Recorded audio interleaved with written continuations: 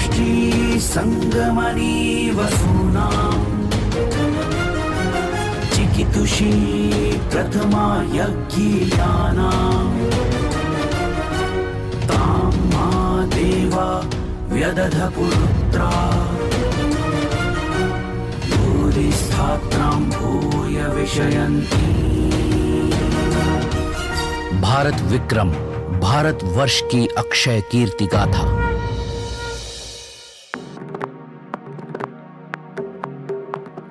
सोऽयम् आयुर्वेदः शाश्वतो निर्दृश्यते अनादित्वात् स्वभावसंसिद्धः लक्षणात् भावस्वभाव नित्यत्वच्च।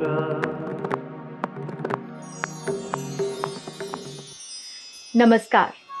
चरक संहिता कहती है आयुर्वेद शाश्वत, अनादि एवं नित्य है तथा जब से जीवन का आरंभ हुआ, जीवों को ज्ञान हुआ, उनमें सोचने समझने की शक्ति आई, उसी समय से आयुर्वेद की सत्ता का आरंभ हुआ। लेकिन वैदिक कालीन परिस्थितियों को देखें तो उस समय इस ज्ञान पर केवल आज के हिमालय क्षेत्र और उस समय के स्वर्ग का अधिकार था। ऐसे में यह प्रश्न उठता है कि आगे जाकर ये ज्ञान पृथ्वीवासियों तक किसने पहुंचाया? तो उत्तर है आज के हमारे भारतीय ऋषि वैज्ञानिक भगवान पुनर्वसु आत्रेय। आयुर्वेद की दो प्रमुख संहिताएं हैं, काय चिकित्सा से संबंधित चरक संहिता और शल्य चिकित्सा से संबंधित सुश्रुत संहिता। और दोनों में ही आयुर्वेद के अवतरण या परंपरा का वर्णन लगभग समान है। सुश्रुत संहिता के अनुसार धन्वंतर संप्रदाय से आयुर्वेद का अवतरण हुआ और चरक संहिता के अनुसार आत्रेय संप्रदाय से आयुर्वेद का पृथ्वी पर अवतरण कहा जाता है। लेकिन इन दोनों ही संप्रदायों के अनुसार ब्रह्मा से दक्ष प्रजापति और अश्विनी कुमार से होते हुए इंद्र तक का क्रम समान है। भिन्नता इंद्र से आगे मिलती है, जब धन्वंतर संप्रदाय धन्वंतरी को इंद्र से ज्ञान लेने वाला कहता है और आत्रेय संप्रदाय इंद्र से भरद्वाज ऋषि को ज्ञान प्राप्त होने की बात कहता है। और भरद्वाज ऋषि के प्रथम शिष्य बने आत्रेय, जिनका जन्म महर्षि अत्रि और माता अनुसुया के पुत्र के रूप में पुनर्वसु नक्षत्र में हुआ और वे अत्रि पुत्र पुनर्वसु आत्रेय कहलाए। हम दोनों को स्वीकार करते हैं, लेकिन आज हम चरक संहिता में वर्णित आत्रेय संप्रदाय पर चर्चा करेंगे, जिसके अनुसार महर्षि भरद्वाज ने देवराज इंद्र से आयुर्वेद के ज्ञान को प्राप्त किया और भगवान पुनर्वसु आत्रेय ने इसे पृथ्वीवासियों के लिए सहज और प्रसारित करने का कार्य किया। लेकिन इस सब की आवश्यकता क्यों पड़ी? क्यों हिमालय में पल रहे इस ज्ञान को पृथ्वी पर लाना पड़ा? आयुर्वेद के पृथ्वी पर आगमन की घटना आकस्मिक नहीं थी। ये एक सुनियोजित योजना के अंतर्गत हुआ और इसके पीछे कारण था एक भयानक संकट जो पृथ्वी पर आया था। हिमालय क्षेत्र अर्थात स्वर्ग में ब्रह्मा, प्रजापति दक्ष, अश्विनी कुमार और इंद्र जैसे दैविक आयुर्वेदाचार्य रोगों के निदान और उपचार पर निरंतर कार्य कर रहे थे। परंतु इस बार पृथ्वी के संकट को पृथ्वीवासियों को हराना था। लेकिन प्रश्न यही था कि कैसे और कौन करेगा ये दुरूह कार्य। पृथ्वी पर गांधार राज्य के राजा भी इसी समस्या से चिंतित थे।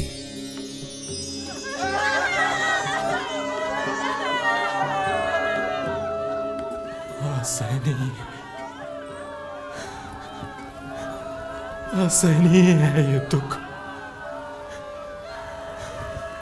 असहनीय है। महाराज, यदि आप इस प्रकार व्यथित होंगे तो प्रजा के लिए ये समय बहुत कठिन हो जाएगा। आप धैर्य रखिए महाराज। परंतु कैसे महारानी, मेरा धैर्य टूट रहा है। प्रजाजनों के रोगग्रस्त शरीर, मृत्यु का तांडव, रोते बिलखते बच्चे, माओ का विलाप, ऐसे में धैर्य रखना असंभव है, असंभव है महारानी। महाराज, आप प्रयास कर रहे हैं। आपने राजवैद्य को भी आदेश दे दिया है। आप विश्वास रखिए, अवश्य ही कोई मार्ग निकलेगा। क्षमा महारानी, परंतु हम असहाय हैं। क्या आपको स्मरण है कि आप इस राज्य के राज्यवैद्य हैं? हाँ महारानी, परंतु ये कोई ज्ञात व्याधि नहीं है। ज्वर आता है, शरीर क्षीण हो जाता है। हमारी कोई भी औषधि रोगी पर कार्य नहीं करती। लोग असमय काल के गाल में समा रहे हैं।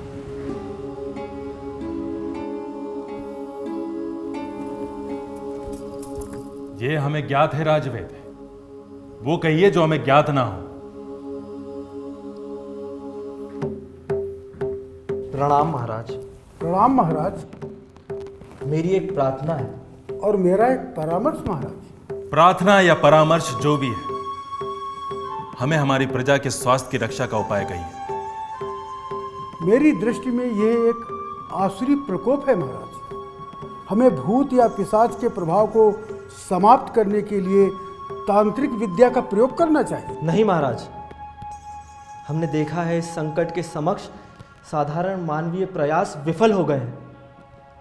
महाराज, अब हमें उन आत्मज्ञानी ऋषियों की शरण में जाना चाहिए जिनका ज्ञान और तपोबल अलौकिक है।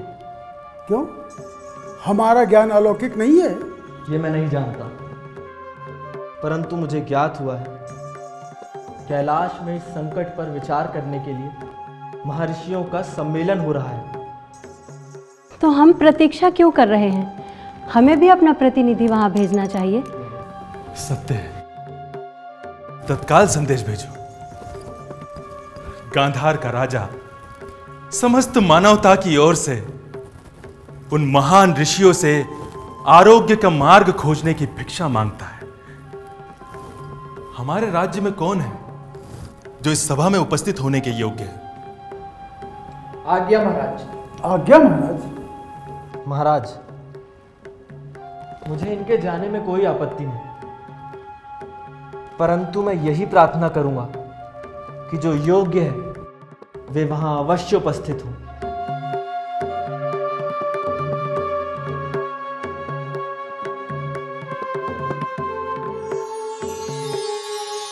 सर्वे भवन्तु सुखिनः, सर्वे सन्तु निरामयः, सर्वे भद्राणि पश्यन्तु, मा कश्चित् दुःखभाग्।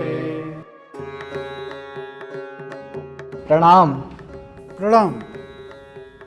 गांधार राज्य के राजवैद्य और तंत्र विशेषज्ञ के एक साथ यहाँ आने का कारण? आपको तो ज्ञात ही है, पृथ्वी पर एक अज्ञात व्याधि ने सभी के जीवन पर संकट ला खड़ा किया है। कोई इसे भूत पिशाचों का प्रभाव कह रहा है, कोई कह रहा है ये देवताओं का प्रकोप है।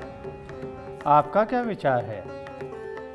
हम सारे प्रयास करके हार चुके हैं। हमें ज्ञात हुआ कि आप भी इस पर कुछ विचार कर रहे हैं, तो मैं तो कहता हूं एक तांत्रिक यज्ञ आयोजित होना चाहिए जिससे इस आसुरी प्रकोप को शांत करना संभव हो सके।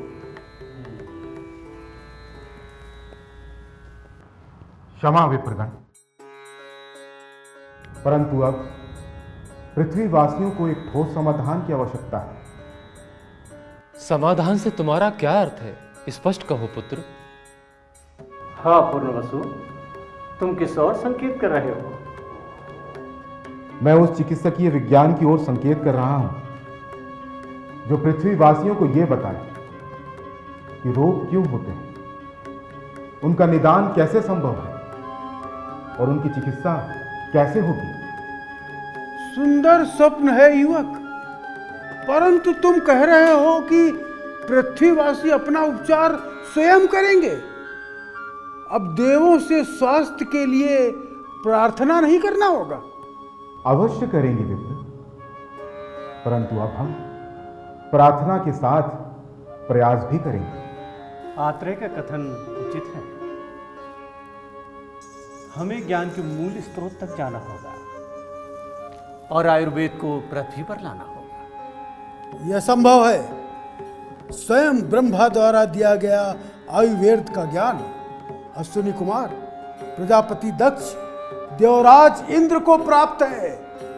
वे ही हैं इसके मूल स्रोत। अरे कौन लाएगा उनसे ये ज्ञान? स्वर्ग के इस ज्ञान को कोई ग्रहण कर ले, ऐसा सामर्थ्य किसी पृथ्वीवासी में नहीं। महर्षि, आप हमारे प्रतिनिधि बनकर देवलोक जाएंगे? परंतु इस ज्ञान को प्राप्त करना ही पर्याप्त नहीं होगा। इसको पृथ्वीवासियों को भी उपलब्ध कराना है। उसके लिए ज्ञान का अनुसंधान करना होगा और स्थान स्थान जाकर उस ज्ञान का उपयोग करना होगा, और यह मेरे लिए संभव नहीं है। मैं करूंगा। मुनिवर, आप केवल देवराज इंद्र से ज्ञान प्राप्ति का उत्तरदायित्व स्वीकार कर लें। शेष कार्य हेतु मैं प्रस्तुत हूं।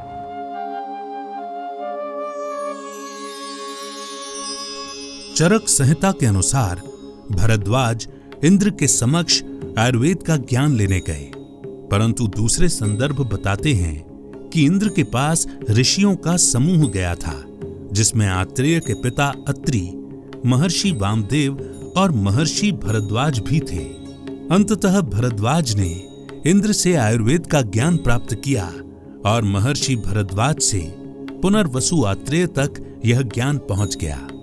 अब आत्रेय को आयुर्वेद का ज्ञान प्राप्त हो चुका था, लेकिन उन्होंने इस ज्ञान का उपयोग सीधे उपचार के लिए नहीं किया, बल्कि एक आधुनिक विज्ञानी की भांति पहले टेस्टिंग का निर्णय लिया और इस कार्य हेतु पांचाल की राजधानी काम्पिल्य को अपना अनुसंधान केंद्र बनाया।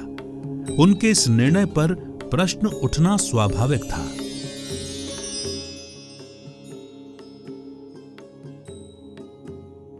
भगवान पुनर्वसु आत्रेय को मेरा प्रणाम। मैं गांधार नरेश नग्नजीत। आइए राजन।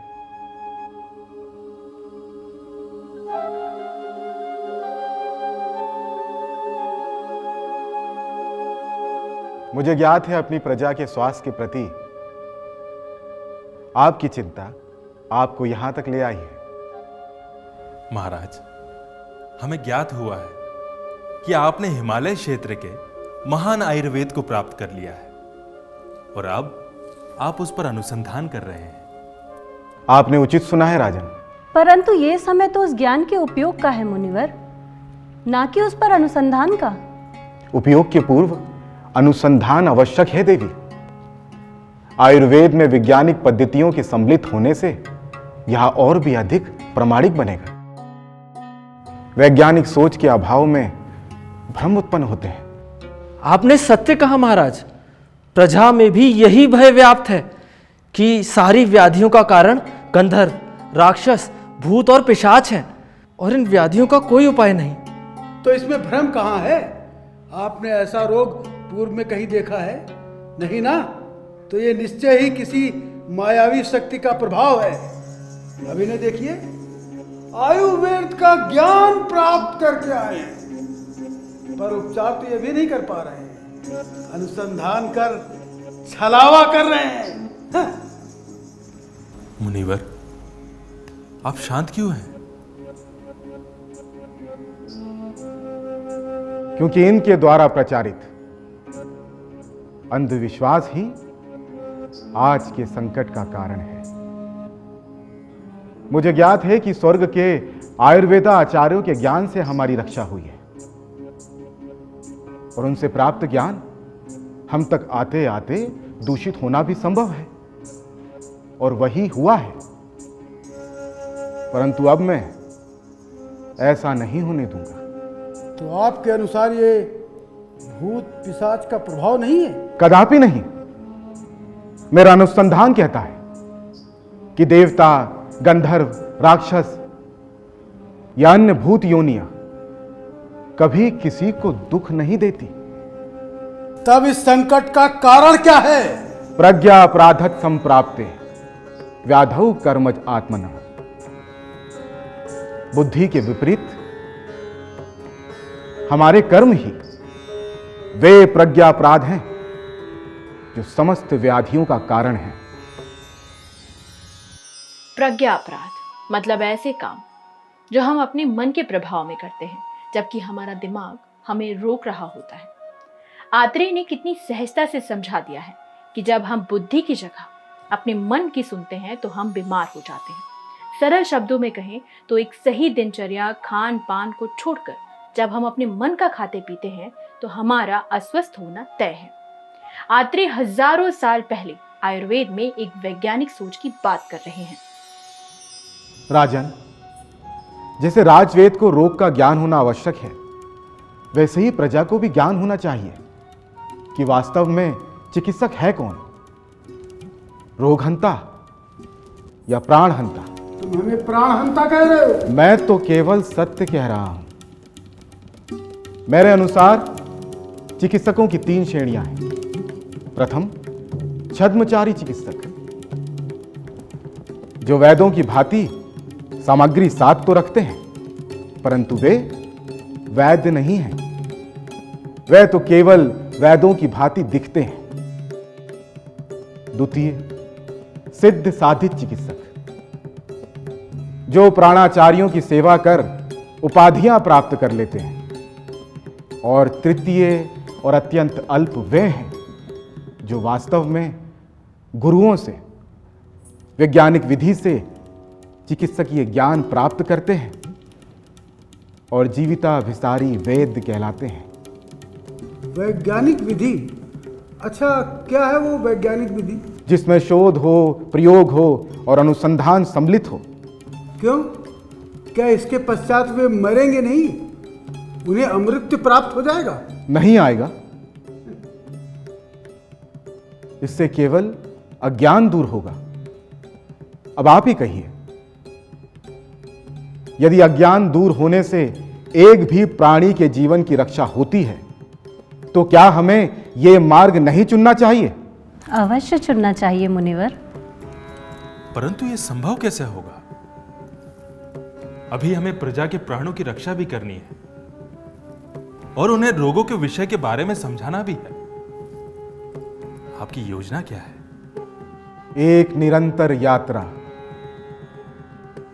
एक ऐसी यात्रा जिसमें प्रयोग, अनुसंधान, ज्ञान, विज्ञान सभी पर सभाएं सम्मिलित हों। मैं एक अनुसंधान यात्रा का मार्ग प्रशस्त करने की इच्छा रखता हूं, जिसमें रोगी, रोग, निदान और उपचार सभी पर लगातार विमर्श हो, प्रश्न हो, उत्तर हो और इस आयुर्वेदिक ज्ञान का ऐसा रूप विकसित हो जिससे कोई रोगी ही ना हो। मनुष्य यह जान जाए कि उसके शरीर में स्वयं को स्वस्थ करने की क्षमता है और उसे किसी औषधि की आवश्यकता है ही नहीं।